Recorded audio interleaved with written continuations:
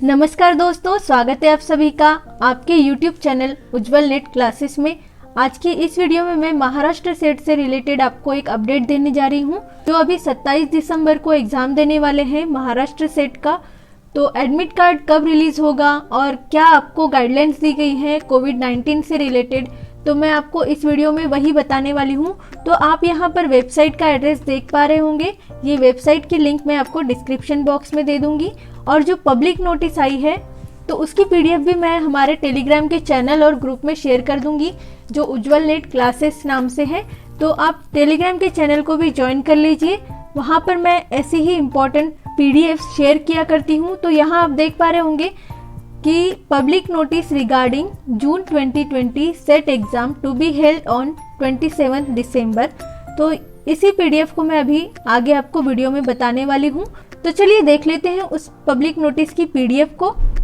तो फ्रेंड्स, आप यहाँ देख पा रहे होंगे, ये पूरी आपको पीडीएफ तो नहीं बताऊंगी मैं पढ़कर, आपको जो मेन चीज़ें हैं जो आपको ध्यान में रखनी है वो सिर्फ बता देती हूँ शॉर्ट में। तो देखिए, यहाँ पर जो 28 जून को एग्ज़ाम होने वाली थी वो पोस्टपोन कर दी गई है, और 27 दिसंबर को वो एग्ज़ाम होने वाली है सेट की, महाराष्ट्र सेट की। और एडमिट कार्ड कब आएगा और कुछ इम्पॉर्टेंट डेट्स बताई गई हैं कि यहाँ पर आपको ये सारी डेट्स इम्पॉर्टेंट नहीं है, जो इम्पॉर्टेंट है मैं वो बता देती हूँ आपको। जो भी इम्पॉर्टेंट चीज़ें हैं उनको मैंने हाईलाइट करके रखा है, तो आप समझ पाएंगे अच्छे से।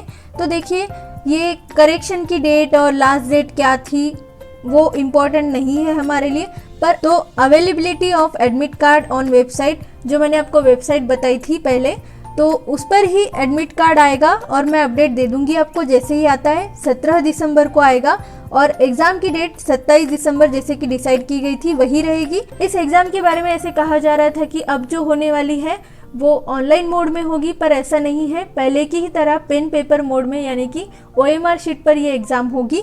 तो चलिए आगे देखते हैं कि गाइडलाइंस क्या दी गई हैं, वो इम्पॉर्टेंट है।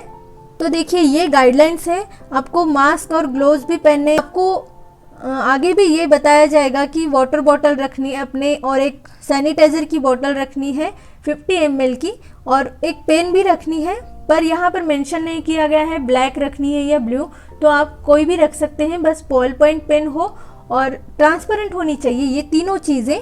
और आपको यहाँ आगे बताया गया है कि आपका टेस्ट भी किया जाएगा आपके टेम्परेचर का। अगर बॉडी टेम्परेचर आपका ज़्यादा है या फिर कोई भी आपको सिम्टम्स दिखाई देते हैं कोविड-19 के, तो आपको परमिट नहीं किया जाएगा एग्ज़ाम सेंटर में जाने के लिए। और यहाँ पर बताया गया है कि आपको एडमिट कार्ड रखना है साथ में, और एक फ़ोटो आईडी प्रूफ रखना है, ओरिजिनल भी रखना है और फोटो कॉपी भी रखनी है उसकी। तो कौन कौन सी चीज़ें आपको साथ में रखनी है वो बताया गया है, और कौन सी चीज़ें नहीं रखनी है। तो देखिए, ये जो एडमिट कार्ड यहाँ पर अवेलेबल होगा वेबसाइट पर, तो आपको कैसे एक्सेस करना होगा, रजिस्ट्रेशन आईडी डालना होगा आपको, और डेट ऑफ बर्थ। इसलिए अभी से आपका रजिस्ट्रेशन आईडी आपके शायद ईमेल आईडी पर आया होगा, तो उसे रेडी रखिए, क्योंकि जब भी एडमिट कार्ड आएगा तो आप डाउनलोड कर पाओगे इजीली। वरना ऐसे होगा कि एडमिट कार्ड आएगा और आप रजिस्ट्रेशन आईडी ढूंढने लगोगे, इसलिए पहले से ही उसे रेडी रखिए। और डेट ऑफ बर्थ भी डालनी होगी आपको, और फोटो आईडी प्रूफ रखना है अपने, एक वैलिड ओरिजिनल रखना है। यहाँ पर एक बताया गया है कि कुछ कैंडिडेट्स हो सकता है कि बोल सकते हैं हमने फ़ोटो कॉपी लाई है, उसे अटेस्ट भी किया है, तो वो नहीं चलेगा।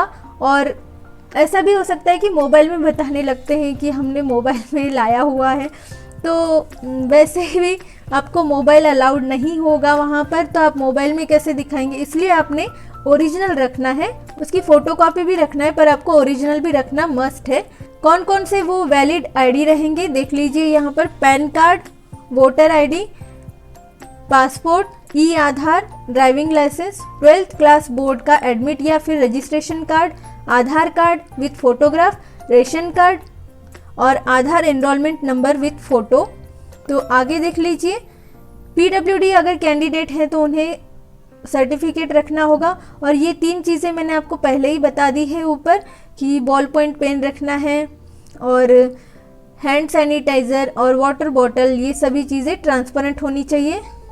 आगे देख लीजिए, आपकी वेशभूषा किस तरह से होनी चाहिए, अटायर मतलब ड्रेस कोड कैसे होना चाहिए, और यहाँ पर बताया गया है आपने शूज़ नहीं पहनने हैं, और अगर कुछ भी अगर पहन कर जाते हैं अब तो वो मोटे सोल के नहीं होने चाहिए।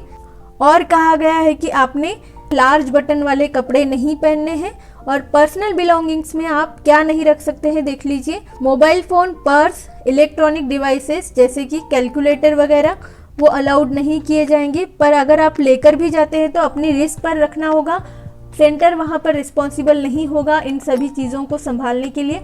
इसलिए मैं एडवाइस दूंगी कि आप लेकर ना जाएं मोबाइल फ़ोन वगैरह। यही गाइडलाइंस दी गई है आपको एडमिट कार्ड से रिलेटेड।